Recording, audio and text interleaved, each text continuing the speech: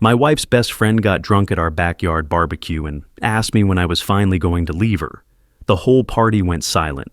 Then she said the words that shattered my entire world. Wait, he doesn't know?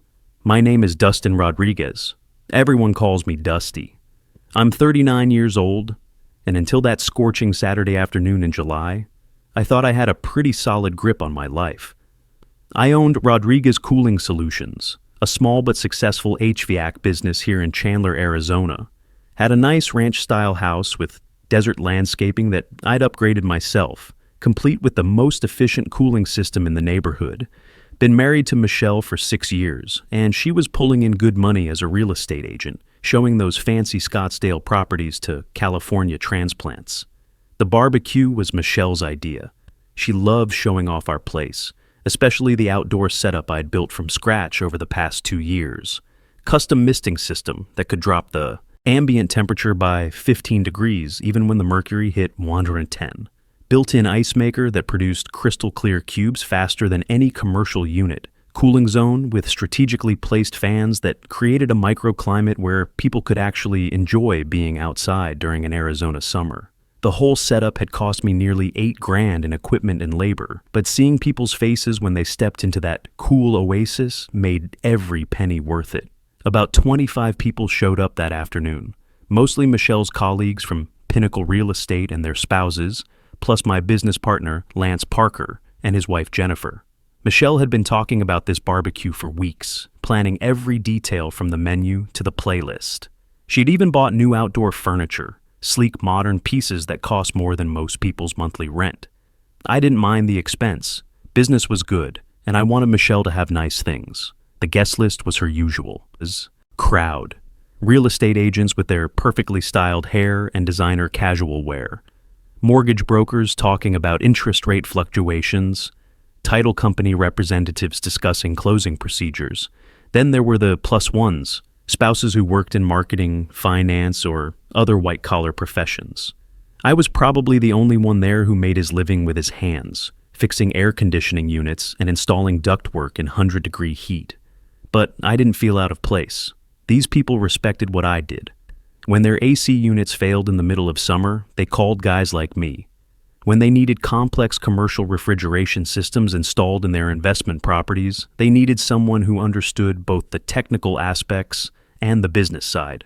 I'd built Rodriguez Cooling Solutions from nothing, starting with a used van and a toolbox full of secondhand equipment. Now, I employed 4 technicians and had contracts with 3 major property management companies.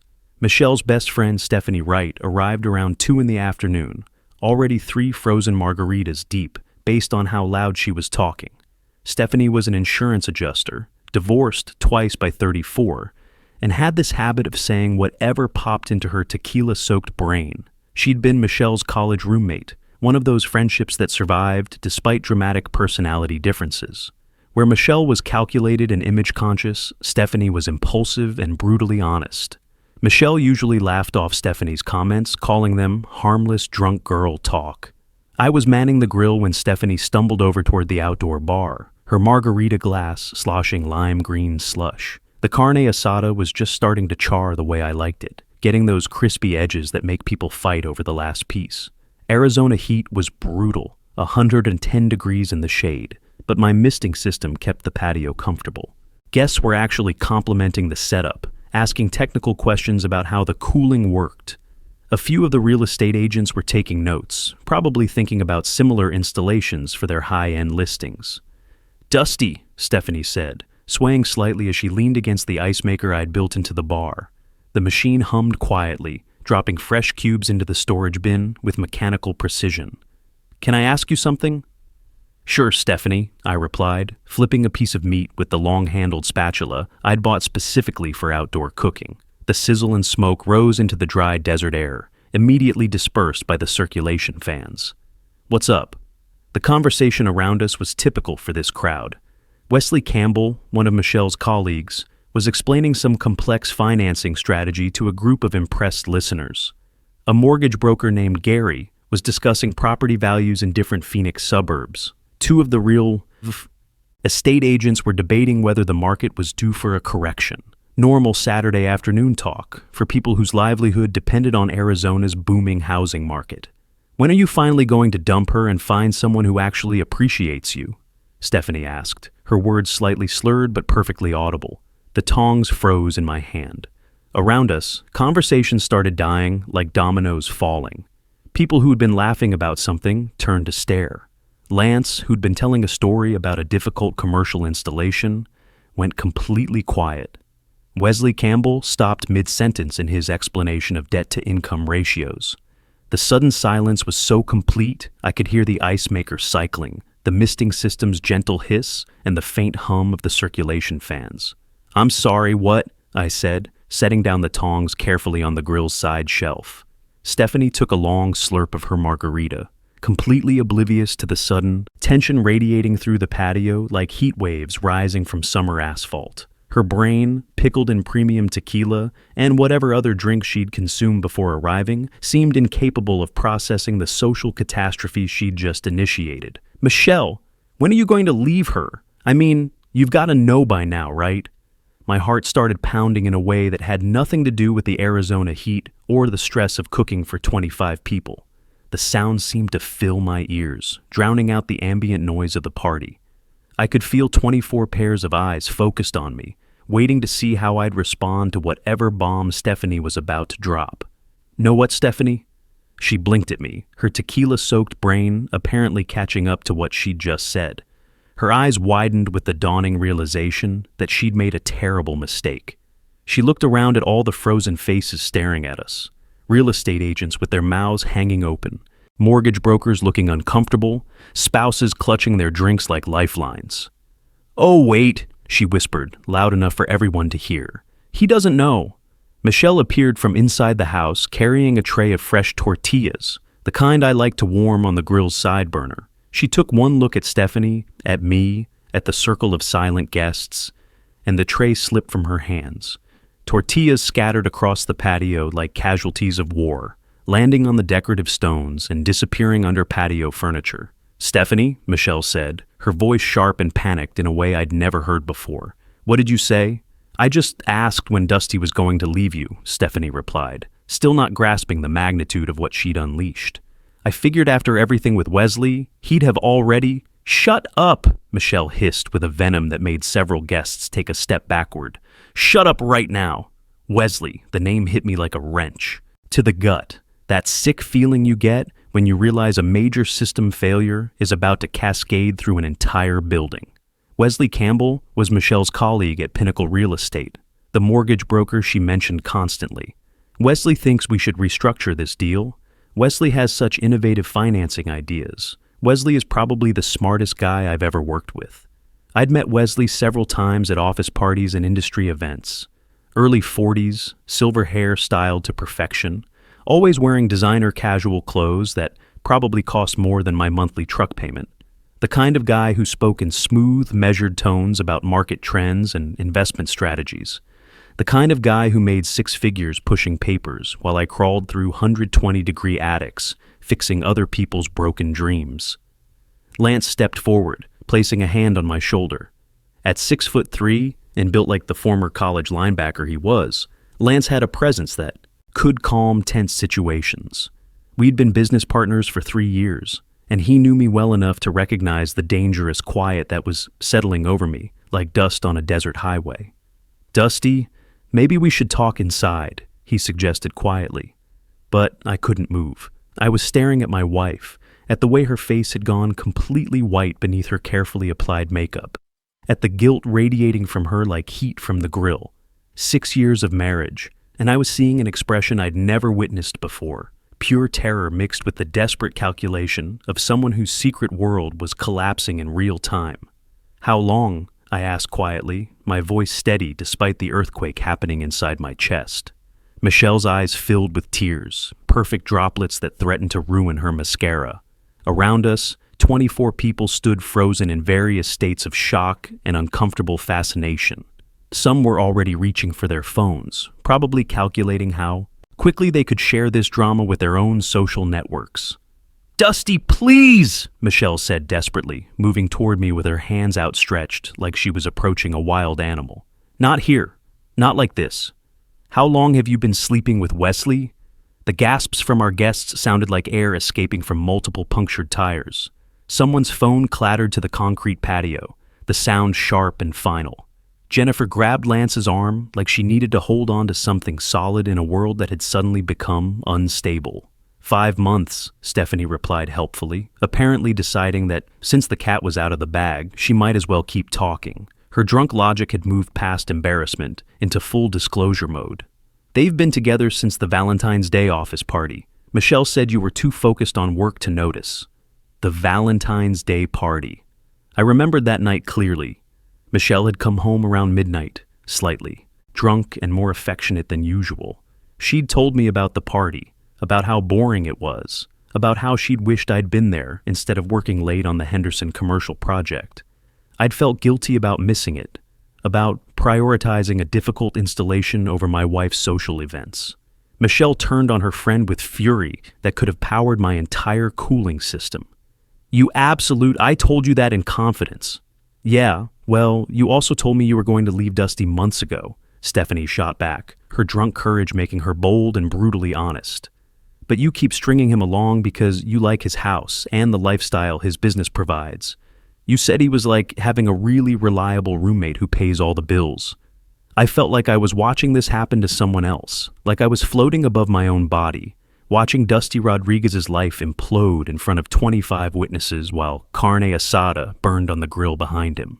The meat was starting to char beyond the point of recovery, smoke rising into the desert air, but nobody seemed to notice or care. Is that true? I asked Michelle, surprised by how steady my voice sounded when everything inside me was shaking like loose ductwork in a windstorm. You're staying with me for my money? No, Michelle said desperately, moving closer to me with tears streaming down her face. Dusty, that's not... It's more complicated than that. Uncomplicated, I said, setting down my spatula with deliberate precision. Right now, in front of everyone, tell me the truth. Michelle looked around at all the faces staring at us. Some people looked genuinely shocked, their expressions frozen in that awkward moment when you realize you're witnessing someone else's private catastrophe. Others looked uncomfortable but fascinated, like drivers slowing down to stare at a highway accident. A few, and this was the detail that would haunt me later, looked like they'd known all along and were just waiting for this moment to arrive. Gary the mortgage broker was shaking his head slowly, whether in sympathy or disgust I couldn't tell. 2 of the female real estate agents were whispering to each other behind their hands, probably dissecting every interaction they'd witnessed between Michelle and me over the years, looking for clues they'd missed. Wesley Campbell had disappeared entirely, probably slipping out through the side gate the moment Stephanie started talking. I didn't mean for it to happen, Michelle started, her voice small and desperate, and I noticed she didn't deny it. The absence of denial was almost worse than a confession. Wesley and we just connected. He understands me in ways that I don't, I finished for her, the pieces falling into place like components in a system I should have diagnosed months ago. Got it. 5 months? That's almost half a year of lying, looking me in the face every morning and pretending everything was fine while you were planning your exit strategy. The weight of it hit me then. Not just the affair, but the calculated deception. The morning kisses that meant nothing. The evening conversations about our future that were pure theater. The anniversary planning I'd been doing for a trip that would never happen with a woman who'd already emotionally divorced me. I never wanted to hurt you, Michelle said, tears streaming down her face in rivulets that carved tracks through her foundation. I was trying to figure out what to do, how to tell you. This whole situation just got so complicated. But you weren't going to leave, I interrupted, pieces of conversations clicking into place like components in a diagnostic flowchart. According to Stephanie, you were just going to keep having your affair while enjoying the house I renovated and the lifestyle my HVAC business provides. Lance squeezed my shoulder harder, his grip firm enough to ground me in. Reality. Maybe everyone should head out, he announced to the crowd, his voice carrying the authority of someone used to managing construction sites. Give Dusty and Michelle some privacy to work this out. But I shook my head firmly. No, they can stay. I want witnesses for this. I looked directly at Michelle, really seeing her for the first time in months. Did you ever love me? Or was I just the stable choice while you waited for something more exciting to come along? Of course I loved you, Michelle said, desperation making her voice crack. I still love you, Dusty. But, Wesley, he makes me feel alive in ways I haven't felt since we got married. He's exciting, spontaneous. He takes me to places I've never been. Since we got married, I repeated, letting the words hang in the 100-degree air like heat mirages on asphalt. So basically, you've been unhappy this whole time, but didn't bother telling me because the benefits were too good to walk away from. Stephanie, who'd started this whole disaster, suddenly decided to add more fuel to the fire. Her inhibitions completely dissolved by premium tequila and the chaos she'd unleashed. She became a fountain of devastating information.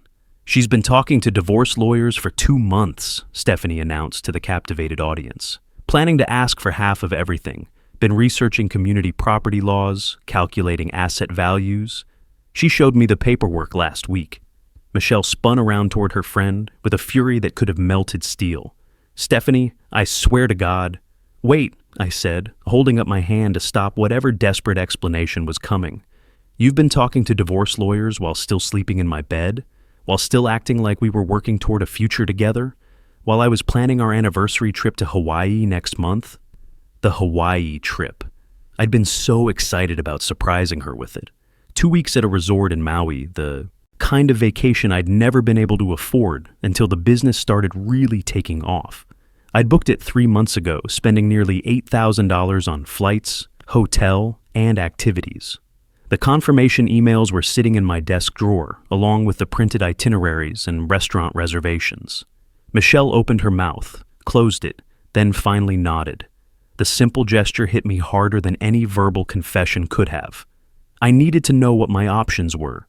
Your options? I said, and then I started laughing. I couldn't help it. The absurdity of standing in my backyard, surrounded by people eating my food and drinking my beer while my wife admitted to planning my financial destruction was too much. The laughter felt like pressure releasing from an overcharged system. Lance looked worried. Dusty buddy, maybe sit down. Let's take a minute here. I'm fine, I said, wiping my eyes. Actually, I'm better than fine, because you know what? This is the first honest conversation Michelle and I have had in apparently 5 months. I looked at my wife, really looked at her, and realized I was staring at a stranger. The woman I'd married 6 years ago. The one I'd built a life with, renovated a house for, shared dreams with. She'd been gone for months, replaced by this calculating person who saw me as nothing more than a financial safety net. Here's what's going to happen, I said, pulling out my phone and starting to type. You're going to pack a bag and leave tonight. You can go stay with Wesley or Stephanie or whoever will take you in after this spectacular display of loyalty. Dusty, please, Michelle begged, reaching toward me with trembling hands. Can't we talk about this privately? Work something out? Why? I asked, stepping away from her touch. You didn't care about privacy when you were sleeping with another man. You didn't care about discretion when you were planning to divorce me behind my back and take half of everything I've built. So no, we're doing this here, now, with witnesses. I finished typing and hit send. I'm texting my lawyer right now. By Monday morning, you're going to have divorce papers. And unlike you, I'm not going to drag this out or try to milk you for everything you're worth. You want out? You're out. What about the house? Michelle asked. And even in her panicked state, she couldn't help but focus on assets. It was like watching someone's true nature emerge under pressure. What about it? I replied. I bought this property before we got married. I designed and renovated it with my own money from my business that existed before you came into my life. You might want to check with those lawyers you've been consulting, but I'm pretty sure this house stays mine. The color drained from Michelle's face as the financial reality hit her. She'd been counting on community property laws to give her half of everything, but Arizona had specific protections for premarital assets and businesses. But I've lived here for 6 years, she whispered. I helped choose the furniture, the decorations. I planned the landscaping. And you've been cheating on me for 5 months while secretly consulting divorce attorneys, I said. So forgive me if I'm not feeling generous about property division. You made your choice when you decided Wesley Campbell was more important than our marriage. Jennifer stepped forward, her voice gentle but firm. Michelle, maybe you should call someone to pick you up. You shouldn't drive right now, and you need to think about where you're going to stay. I'll call Wesley, Stephanie offered, still drunk and apparently still not reading the room properly. Perfect, I said. Call the man she's been having an affair with. Let him deal with this mess for once. Let him be the one who has to figure out housing and logistics and emotional cleanup. Michelle looked around at all the guests, probably hoping someone would defend her, or at least look sympathetic.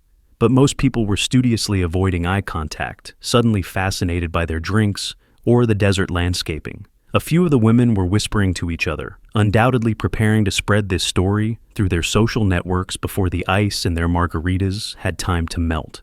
"I'm going to go inside and pack," Michelle said quietly, her voice barely audible over the hum of the cooling system. "But, Dusty, this conversation isn't over. We have 6 years together. That has to mean something." "Yes," I replied firmly, meeting her eyes one last time. "It means I wasted 6 years trusting someone who saw me as a convenient ATM. The only conversations we're having from now on will be through lawyers." After Michelle disappeared into the house, an awkward silence settled over the backyard, like the oppressive weight of Arizona heat before a monsoon storm. 23 people stood around my patio, drinks in hand, uncertain whether they should leave or stay or pretend this hadn't just happened. The social dynamics of witnessing someone's marriage explode in real time apparently weren't covered in any etiquette manual. Then Lance cleared his throat and gestured toward the grill.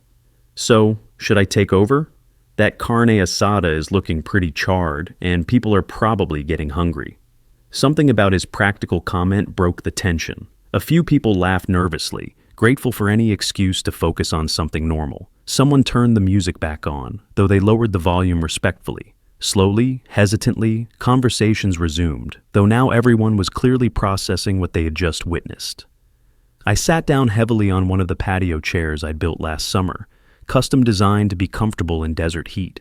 The irony wasn't lost on me. I'd built this entire outdoor entertainment system to make Michelle happy, to give her a space where she could impress her colleagues and friends. Now, it was serving as the venue for the most humiliating moment of my life. Jennifer appeared with a cold beer and pressed it into my hands. "How are you doing, Dusty?" "Honestly, I don't know," I admitted, taking a long drink of the ice-cold Corona. "Part of me wants to throw up. Part of me wants to scream. But mostly I just feel empty, like someone sucked all the air out of my lungs." Lance joined us, having successfully rescued the meat from complete destruction. For what it's worth, I never liked Michelle. Always thought she was too focused on appearances and not enough on substance. "You never said anything," I pointed out. "Would you have listened?" he asked gently. "You were head over heels for her. You saw what you wanted to see." He had a point. I'd been so focused on building our life together, on providing the lifestyle I thought she deserved, that I'd probably dismissed any criticism as jealousy or misunderstanding. I'd worked 60-hour weeks for years, not because I loved the work, but because I wanted to give Michelle everything she wanted. Stephanie stumbled over, looking slightly more sober now, that the full weight of what she'd done was sinking in. The tequila was wearing off, replaced by dawning horror at the social catastrophe she'd created. "Dusty, I'm so sorry," she said, tears mixing with smeared mascara. "I thought you knew. Michelle always talked like you guys had this understanding, like you were just staying together for convenience." "Did she?" I said flatly, feeling pieces of my marriage reshaping themselves into a completely different picture. "She made it sound like you worked all the time and barely paid attention to her anymore," Stephanie continued, apparently committed to full disclosure now. "She said you were basically roommates who were too lazy to file paperwork. She made it seem like the relationship was over in everything but name." I thought about the past year, examining it through this new lens. Yes, I'd been busy with work. Rodriguez Cooling Solutions had landed 2 major commercial contracts, and I'd been pulling long hours managing complex installations in Phoenix's brutal summer heat. The Henderson Shopping Center project alone had required 12-hour days for 2 months straight. But I'd always made time for Michelle. Date nights every Friday, even when I was exhausted. Weekend trips to Sedona when we could manage them. I'd literally been planning a surprise anniversary trip to Hawaii for next month. A 2-week vacation that represented the biggest personal expense I'd ever made. "I was planning a trip for our anniversary," I said out loud, the words tasting bitter in my mouth. 2 weeks in Maui, already bought the tickets, booked the resort, made dinner reservations. $8,000 that I saved for 6 months. Jennifer made a sympathetic sound.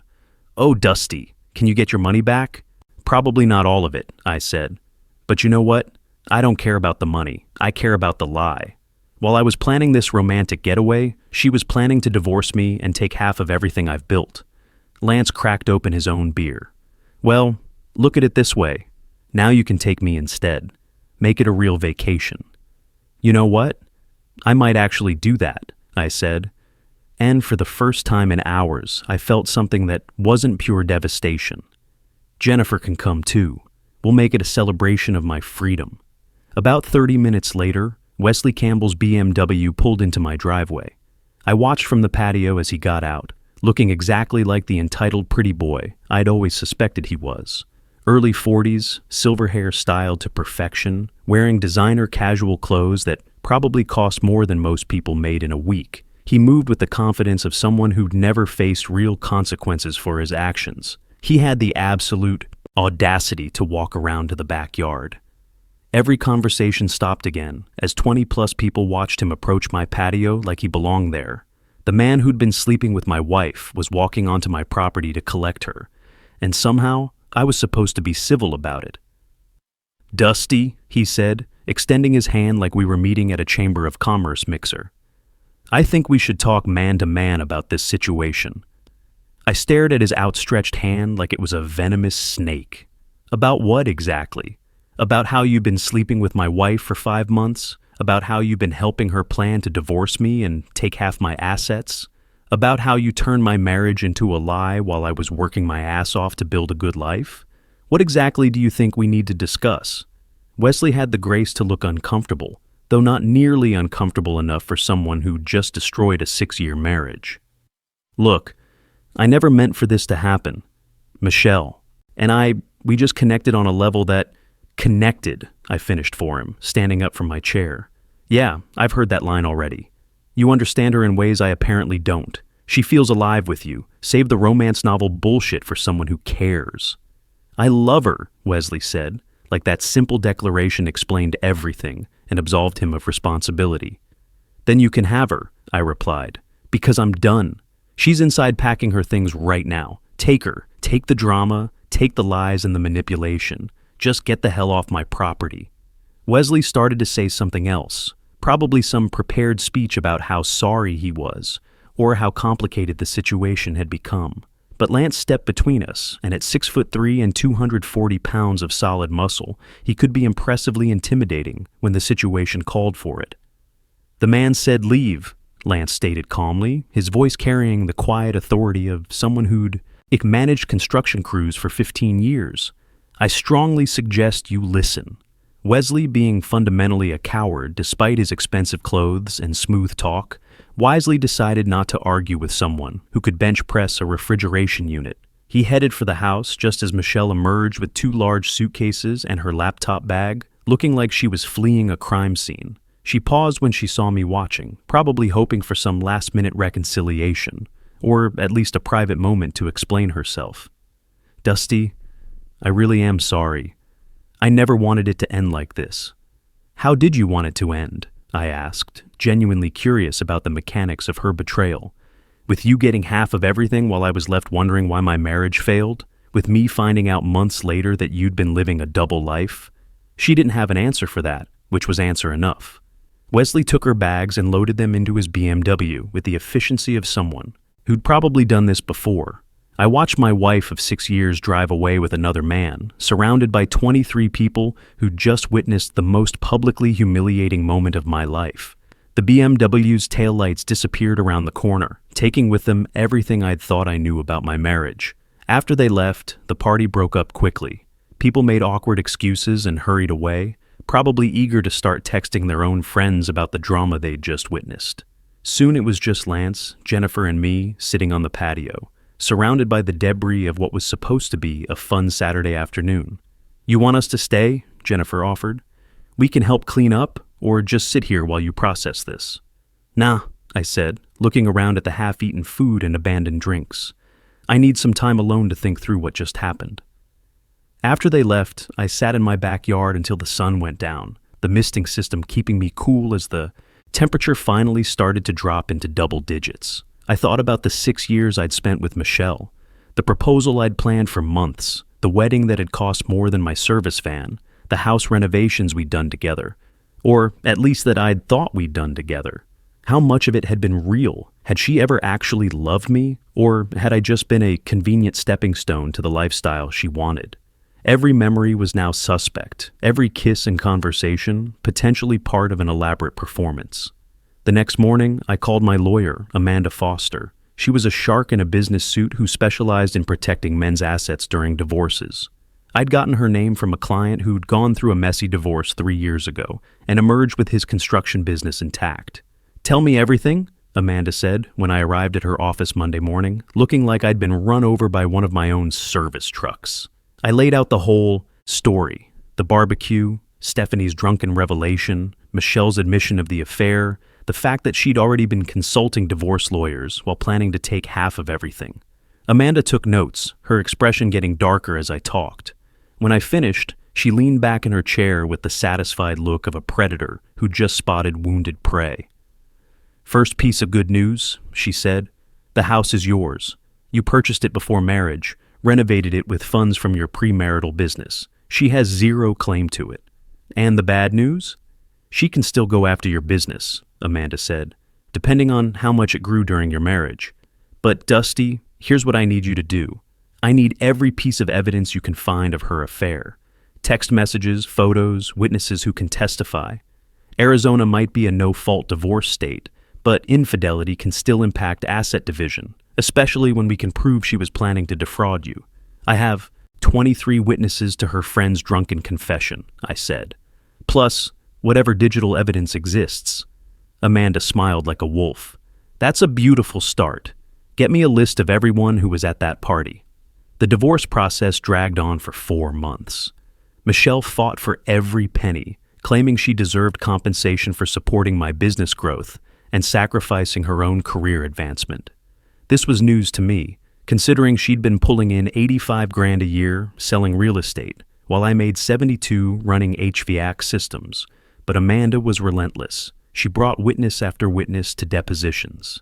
Stephanie, sobered up and full of guilt, testified about Michelle's plans to take me for everything. Colleagues from the real estate agency testified about the affair and Michelle's financial scheming. Even some of the barbecue guests provided statements about what they'd witnessed. The final hearing was in November, 4 months after that disastrous barbecue. I sat in the courtroom while the judge reviewed all the evidence, testimony from 23 witnesses at my party, photos and messages documenting the affair, Michelle's own statements about planning the divorce behind my back. "Mrs. Rodriguez," the judge said, looking at Michelle over his reading glasses, "I find your behavior throughout this marriage to be calculating and deceptive. You engaged in a lengthy extramarital affair while simultaneously planning to maximize your financial gain in the subsequent divorce." Michelle's face went pale as courthouse lighting. "This court will not reward such conduct," the judge continued. "The house remains with Mr. Rodriguez. The business remains entirely his.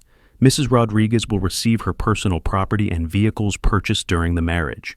She will receive no alimony, no portion of Mr. Rodriguez's retirement accounts, and no claim to any shared assets. This court finds that her infidelity and financial scheming constitute a forfeiture of marital benefits. Divorce granted." The gavel came down like thunder. Michelle burst into tears while her lawyer frantically tried to argue for reconsideration. But it was over. Complete vindication. 6 months after the divorce was finalized, I sold the house. Too many memories, too much pain attached to those walls I'd carefully renovated. I bought a smaller place closer to my shop, something that was just mine. My business continued to thrive. Lance became a full partner, and we expanded into commercial refrigeration. The story of my disastrous barbecue had spread through the HVAC community, generating sympathy and new business from men who understood exactly what I'd been through. Looking back now, 18 months after that July barbecue, I realized that sometimes the worst moments of our lives are actually gifts in disguise. That public humiliation forced me to face truths I'd been avoiding and freed me from a relationship built on lies. My advice: don't ignore your gut. Don't make excuses for behavior that makes you uncomfortable. And if someone shows you who they really are, believe them the first time. Sometimes the people who care least about social niceties are the ones telling you exactly what you need to hear. The truth might hurt like hell when it comes out, but living a lie hurts worse. It just hurts so gradually you don't notice until someone rips the bandage off all at once. That moment of searing pain is the price you pay for seeing clearly again, and it's worth every second of agony if it sets you free to build something real.